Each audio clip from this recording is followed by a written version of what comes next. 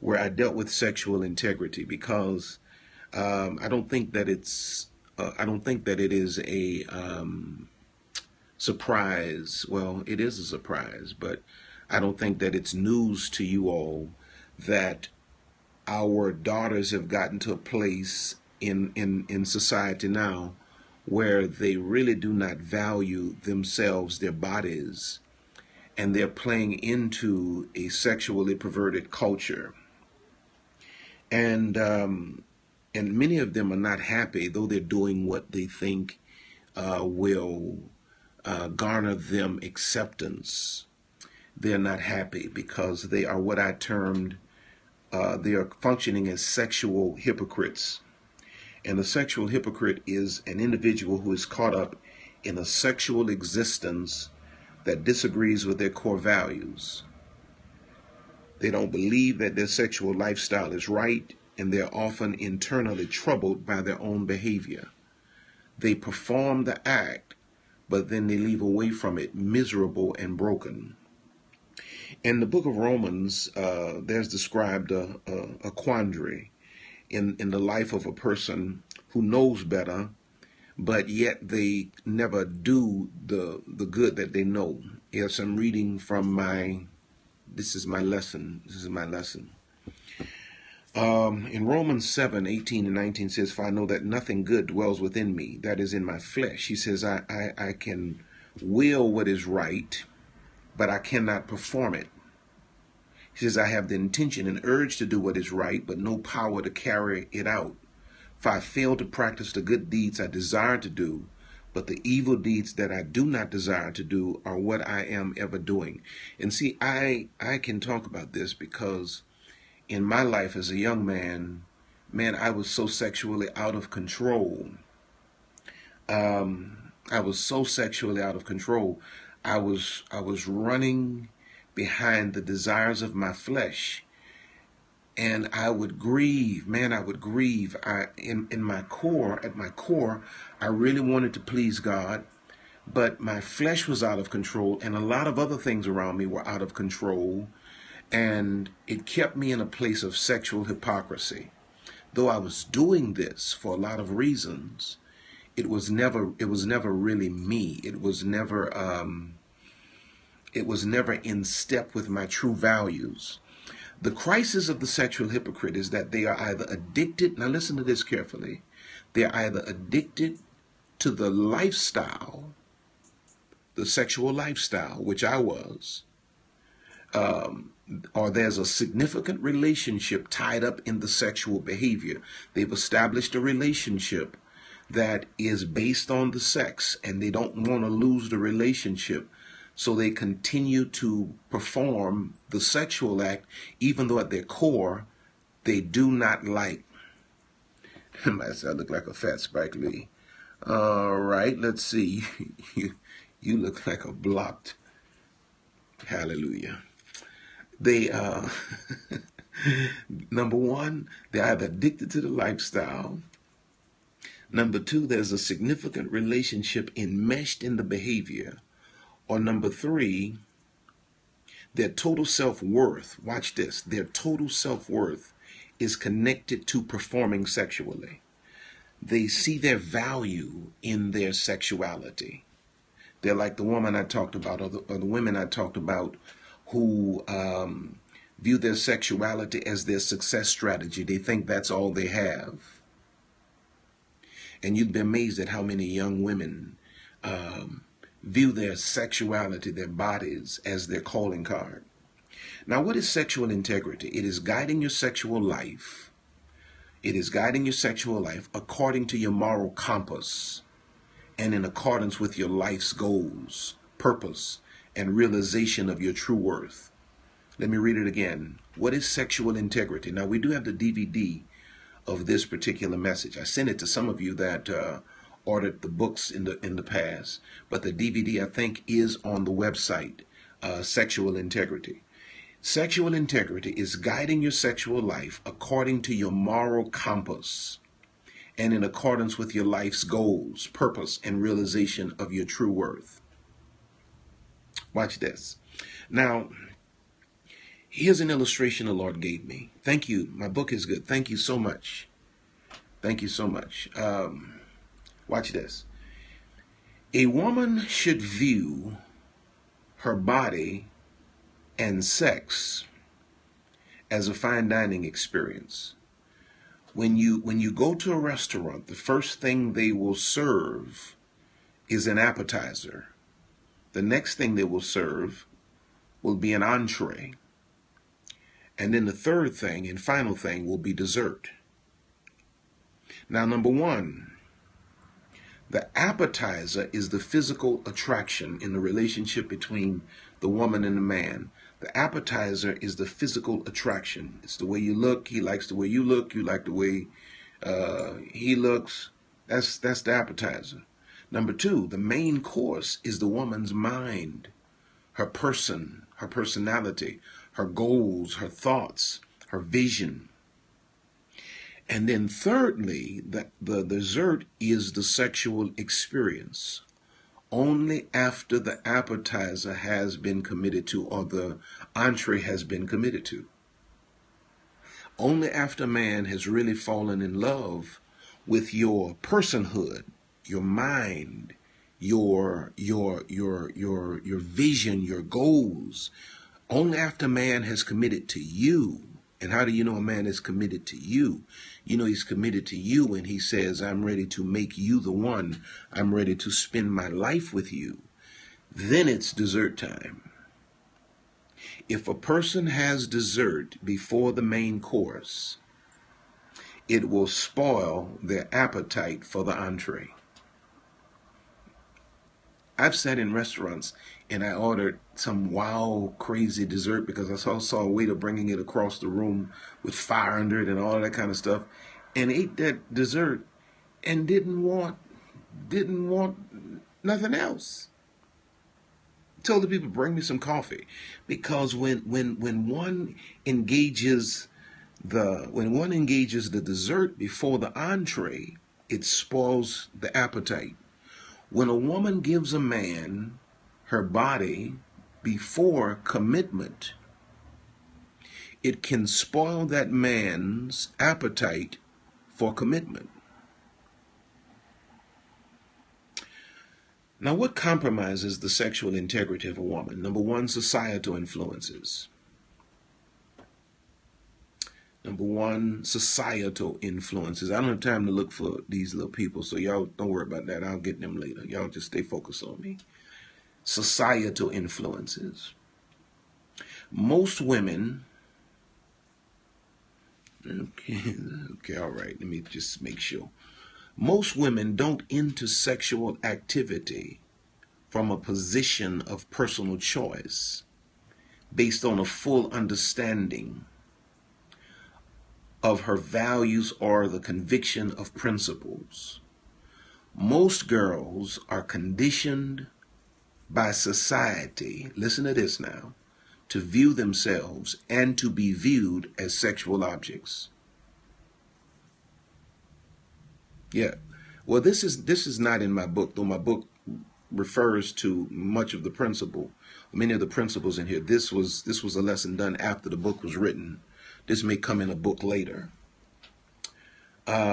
Most girls are conditioned by society to view themselves and to be viewed as sexual objects. Most women enter a sexual life unconsciously. In other words, it was not a real personal choice. She's either physically dominated into a sexual position, or she is psychologically manipulated into the sexual act. Most women did not start their sexual lives based on a real conscious choice. They were either physically dominated, abused, raped, or whatever, or they were psychologically manipulated. And when they look back on their history, it was not a choice that they made for themselves. Rather, it was something that society imposed upon them. At the end of the day, it was not the consequence of a personal and intelligent decision based in her personal values and principles. And this always leads to trauma. So most women sexually have been traumatized because of societal influences. James 1:14-15 says, but every man is tempted when he is drawn away of his own lust and enticed. Then when lust hath conceived, it brings forth sin, and sin, when it is finished, brings forth death. Enticed. Most women have been enticed or manipulated or coerced into a sexual position. And now that sexual life that was not founded in the right footing has now produced trauma. It's produced hurt, pain, dysfunctional behavior, dysfunctional personality. Societal influences. The second thing that compromises the woman's sexual integrity is misguided peer pressure. Now ladies have girlfriends that talk them into sexual activity. Girl, go and give this to this man. You know, that's the only way you're going to get a man anyway. They're not really concerned about attracting a husband. They're more concerned about getting a man.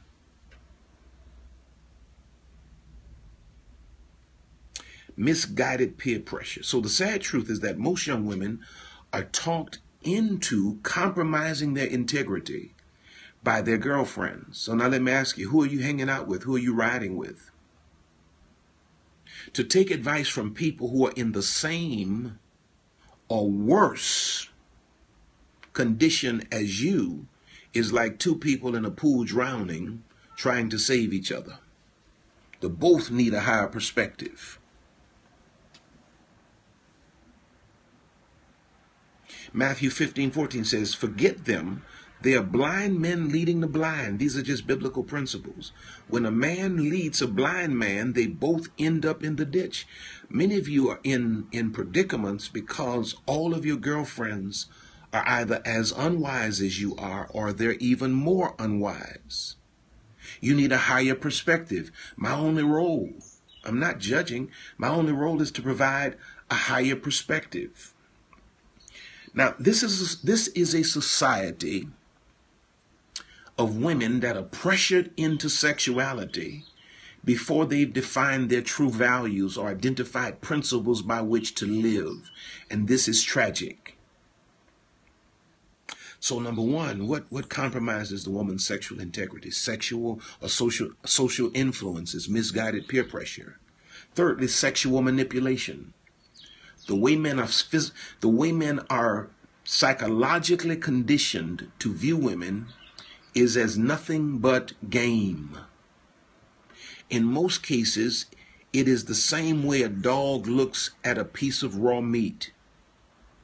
The man does and says anything to get the woman to drop her standards. Now, because the woman really desires a husband and the woman is longing for true commitment, true dedication, and the man knows this because he's a hunter, he makes her believe that he is everything she's desiring. And so she drops her guard. And before you know it, he has compromised her defenses. Once a girl has sex against her better judgment and conscience, listen to this statement carefully. Yes, there's hope. She devalues herself in her own mind. Though her intrinsic value does not drop, her self-estimation is shattered. The way God sees her and the way God created her has not been tampered with. Her value, according to the plan of God, is yet intact. But in her own mind, she begins to devalue herself. Her self-estimation is shattered. She then becomes open for even greater degradation because she no longer sees her behavior as beneath her. She almost begins to see herself as deserving whatever she gets. And then the fourth thing that breaks the woman's sexual integrity is a search for affirmation.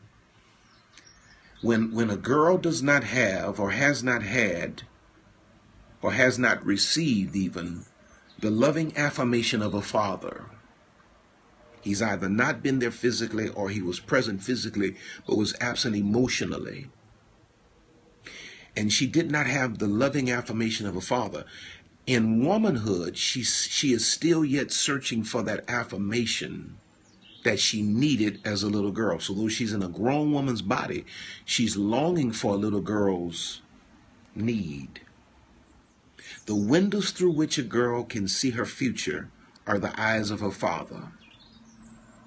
The mirror where she catches the true glimpse of her beauty and worth is the expression of acceptance and adoration on the countenance of her father.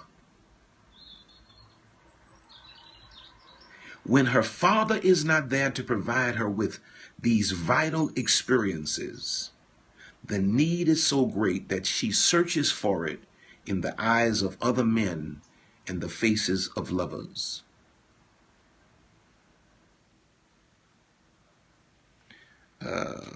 Somebody asked something about when is a woman going to be responsible for her own actions. She's responsible for her own actions when she's enlightened. Most women are functioning from a place where their understanding is darkened. That's why I'm doing this teaching. And I always say, when you're ignorant and you fall into a situation, you're a victim. When you know better and you keep going back, you're then a volunteer. In fact, about it, when you don't know, you're ignorant. When you do know and you still do, you're stupid. So this is all about bringing women to a place of personal accountability. All right, now let's get on the last leg of this.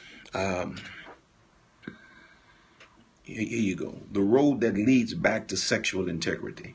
How do we get back to sexual integrity? Number one, stop lying to yourself. Stop lying to yourself. Stop lying to yourself. Women frequently perpetuate their self-defeating, dysfunctional behavior because they just won't accept the obvious truth.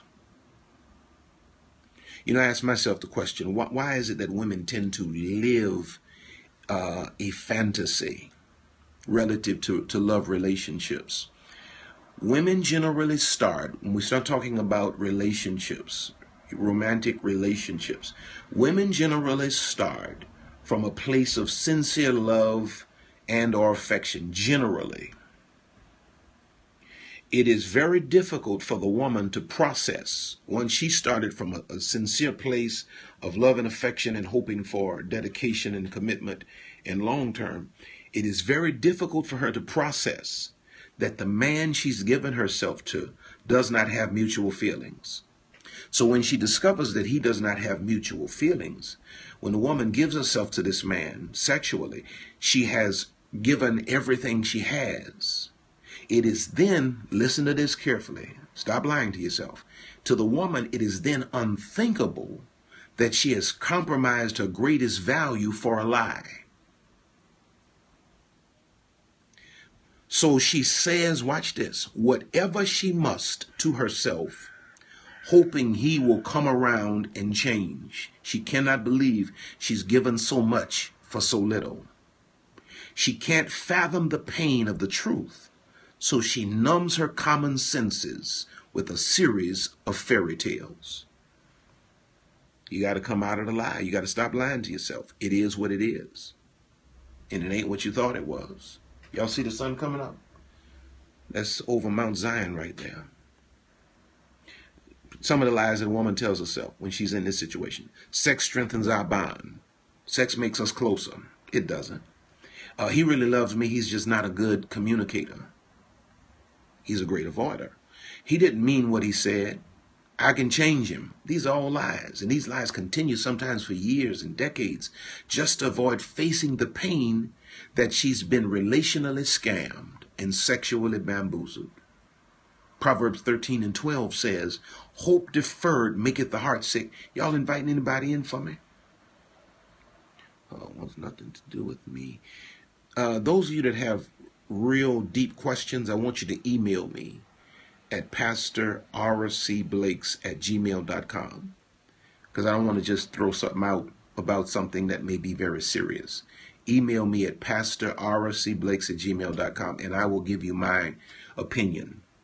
Um, so number one, how do we break out of this sexual hypocrisy and get back to sexual integrity? Stop lying to yourself. Stop lying to yourself. You're not going to change anybody. It is what it is. It's not a relationship that's going to turn into a marriage. It's a booty call. That's why you only hear from him on Fridays. That's why his communication with you is inconsistent. That's why you've not met his family. That's why you don't go around his friends. Yeah, I agree with that. Wait on God. Stop lying to yourself. Number two, forgive yourself. Forgiving yourself is imperative to the process of returning to sexual integrity. It's imperative. You got to forgive yourself. When you've messed up, you got to forgive yourself. Anything short of forgiving yourself, or giving yourself rather the right to be human and to make mistakes and to be able to start over, is an emotional trap. It's a psychological lock called guilt. When you've messed up, you gotta forgive yourself. Gotta forgive yourself. Once you get enlightened and you get understanding and you understand that you're out of the will of God and this is not God's best for you, you gotta forgive yourself. Guilt causes a girl to define herself by what she's experienced. Self-forgiveness allows her to put her history into perspective and to move towards an improved version of herself. Stop lying to yourself. Forgive yourself. God has provided grace and mercy to give all of us another chance. Stop condemning yourself because God doesn't. Why are you remembering what God has forgotten? Look at Jesus' words to the woman who was caught in adultery in John 8:10 and 11. He says, when Jesus had lifted up, the Bible says, when Jesus had lifted up himself and saw none, the accusers that wanted to stone her, but the woman, he said unto her, Woman, where are those thine accusers? Hath no man condemned thee? She said, No man, Lord. And Jesus said unto her, Neither do I condemn thee. Go and sin no more. So I don't care how many men you slept with. I don't care nothing about that. Man, I don't care nothing about that. God's mercy, grace, his blood cleanses and washes you clean now. And you got to forgive yourself because God already has. The longer you hold on to this guilt, your self-view is going to be sabotaged. You're not able to elevate your self-perspective to the place that God really sees you at. My famous or my favorite saying is that you never get a date with destiny as long as you're married to your history. And guilt marries you to your history. Guilt, self-unforgiveness marries you to a negative place in your past. You're married to it. You're bound to it. You cannot advance into the future because you're bound to a negative place in your past. Number three, how do we regain this sexual integrity? Stop lying to yourself. Number two, forgive yourself. Number three, refocus on your future. Refocus on your future. Now, see, the brother just put up a few minutes ago about, what was it? Just trust God again. You can't wait on God to give you a man if you're not focused on your future. See, if all you're dreaming about every day is a man, I want him this color, I want him this height, I want him this weight. Man, you got to invest in God's purpose for you being here. When you invest yourself fully in God's purpose for you being here, trust me, all of these thoughts that lead you into all of these vices and all of these temptations are no longer going to really be a factor. You may fall and make a mistake on your journey, but the key to sexual integrity is getting up and getting back on track to continue the journey. Sexual integrity is not about perfection. Rather, it's about direction. It's not about perfection. It's about direction. Paul gives us some great wisdom in Philippians 3:13 and 14. Focus on your future. The illustration we always use, when you're driving, there's the reason your rearview mirror is smaller than your windshield is because what's behind you is less important than what's in front of you. If you spend most of your time looking in that rear view mirror, trust me, you're going to wreck. You look in the rear view mirror to just have a point of reference, but you look in through the windshield to move forward and have a sense of direction. As long as you stuck on what you did, you cannot move into what you are to do. I don't care. You might have been a prostitute on the streets of Paris for the last 30 years. I'm saying to you today, you can focus on a better future, and God will begin to push you in that direction, and it's not too late for you. Not too late for you. Paul says in Philippians 3:13-14, brethren, I count not myself to have apprehended, but this one thing I do, forgetting those things which are behind and reaching forth unto those things which are before. I press toward the mark for the prize of the high calling of God in Christ Jesus. Paul says, I'm not perfect, but I'm intently focused on moving in the right direction. And Paul had a real serious history behind him. He had persecuted and killed Christians, and then God calls him to ministry, and then God tells him, you're going to be the apostle and the teacher to the Gentile world. He has to go and teach the same gospel that he fought against. Paul says, I forget that. I ain't got time to deal with that. I'm not going to let that put no psychological lock on my mind. I'm moving into my future. I'm focused on my future. You have to do the same. Defining your preferred future automatically generates corresponding standards. Defining your preferred future automatically generates corresponding standards. Defining your preferred future automatically generates corresponding standards. When you know where you're going, you know who you can take the ride with. You also know where you can't go. And then watch this, number 4. And then I'm done for tonight. Practice self-esteem strategies. Let me give them to you one more time. How do we the road that leads back to sexual integrity? Stop lying to yourself. It is what it is. Number 2, forgive yourself. Number 3, refocus on your future. Number 4, practice self-esteem strategies. You will never locate true self-esteem outside of yourself. Self-esteem is like blood. It's produced from within. Who was it? What's the little... I can't remember the comedian's name. The little short one. But nevertheless, he said, it's called self-esteem for a reason. Esteem yourself. Stop looking for things, pocketbooks, shoes, men, girlfriends, circles to give you self-esteem. Self-esteem is generated within oneself. What are some of the strategies? Number 1, interpret the old soundtrack in your head and remix it. See, there's a soundtrack that goes on. Cat Williams, that's the one. Cat Williams. There's a soundtrack that goes often in all of our heads. Is that flesh trying to tell us this is what you are, this is what you can't do. You know you did this. Do you remember when you did this? Why are you trying to talk to these people on Periscope and tell them about sexual integrity when you've lived the kind of life you live? You know what kind of homemonger you was, and you got nerve enough to be sitting up here at 5 o'clock in the morning in Jerusalem talking to these people about that? You got to learn to remix that soundtrack that's in your head. That soundtrack always wants to remind you how many men you slept with, what they did, how many how stupid you are, how could you be so dumb. Nobody can turn that soundtrack off but you. We tend to lower our standards because we are repeating lies from our past in our minds.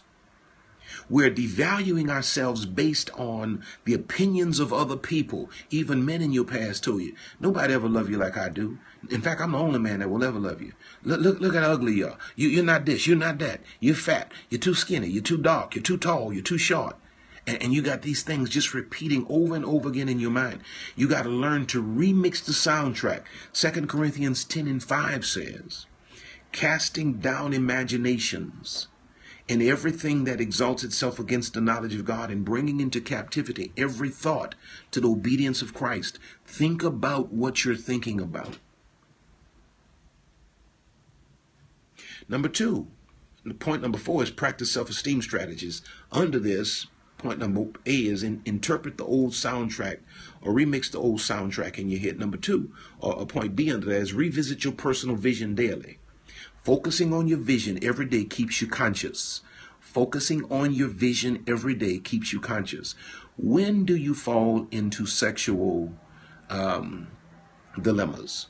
When your mind is not preoccupied. When you're sitting around playing with your phone and waiting on it to ring, and the devil causes it to ring, and he has the exact wrong, right person on the other end. But when you're focused on your vision every day,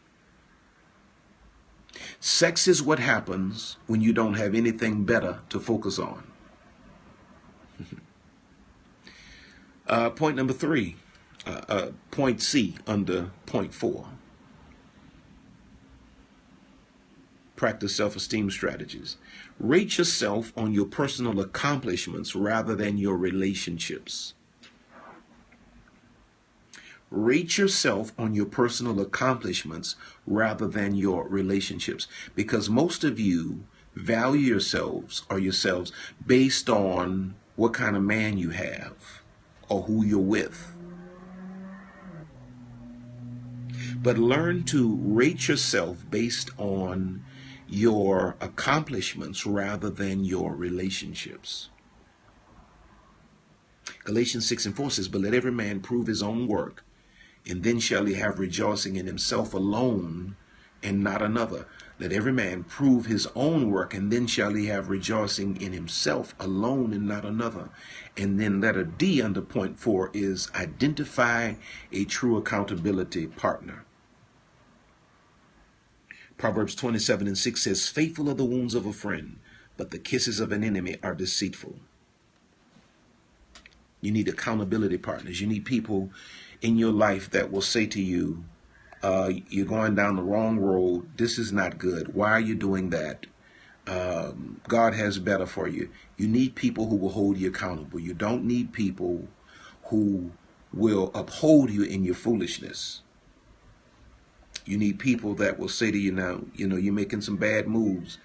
I want you to pray about this, pray about that. Sometimes you get tired of them. Your accountability partners are the ones you don't want to answer the phone for, but they're the first ones you call when you've messed up. So I'm here to tell you that you can get back to sexual integrity.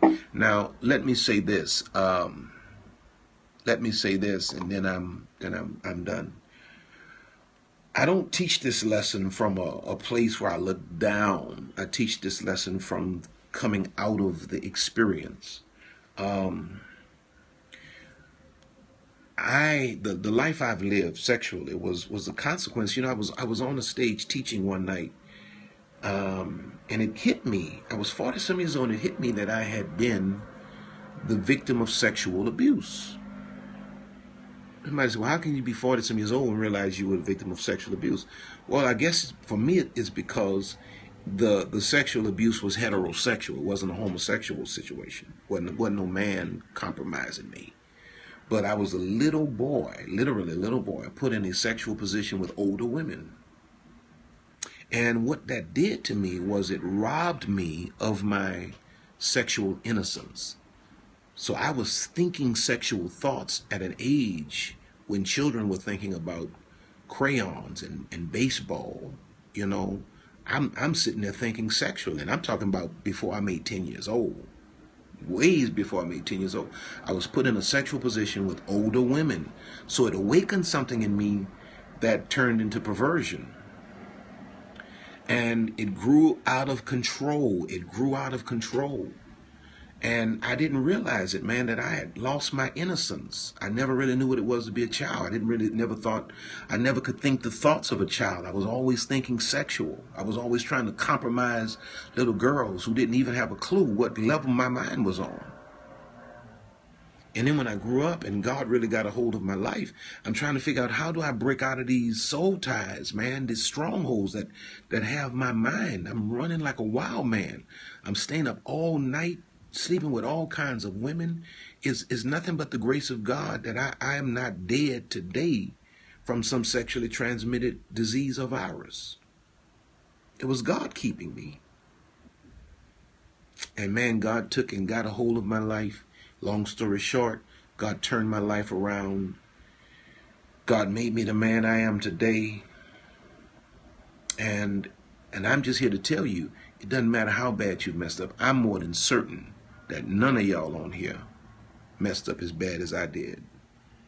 And I know society says, society views the man's sexuality differently than he does the woman. In the eyes of God, it's just the same. Now, there are some other consequences that women have that men don't suffer from in terms of being promiscuous. But when you really fall in love with God, that thing has an impact on your soul. You can't even see yourself in your true identity because of what you've done. That's where I was. I couldn't really fully step into my true identity or my calling because I couldn't get past all of the stuff I had done. And I lived with guilt for a long time. And I'm here to tell you today, you can regain it. But you got to make up your mind. Y'all got a chance to see the sun come up in Jerusalem. So, hey, Kavat, I love you. Missed you today. So, that's it, man. I love y'all. Now, those of you that are interested in buying my book, I don't have a copy of it with me. It's the Father-Daughter Talk. You can go to PERISCOPE.com and you can buy the book there. Or you can go to Amazon.com and you can buy it there. You can buy it for the Kindle version at Amazon. I send people to R.C. Blake's because there you have the option of buying the workbook as well. That's not on Amazon just yet. Don't forget to email me at PastorRCBlakes@gmail.com. Also go to the website, and those of you who are women in ministry, go to the website and sign up for my swim conference, Sisters Winning in Ministry. In fact, while I'm here in Israel, I'm writing the book. I don't know the exact title yet, but it's really, the thesis of it is Understanding Your Call to Ministry. And I'm just writing from a real common sense, practical perspective to help people to be able to put two and two together and put things in perspective relative to what God is calling them to do. And we'll be releasing that book during the conference. So if you're interested in these things, go there. Again, my email address is PastorRCBlakes@gmail.com. My email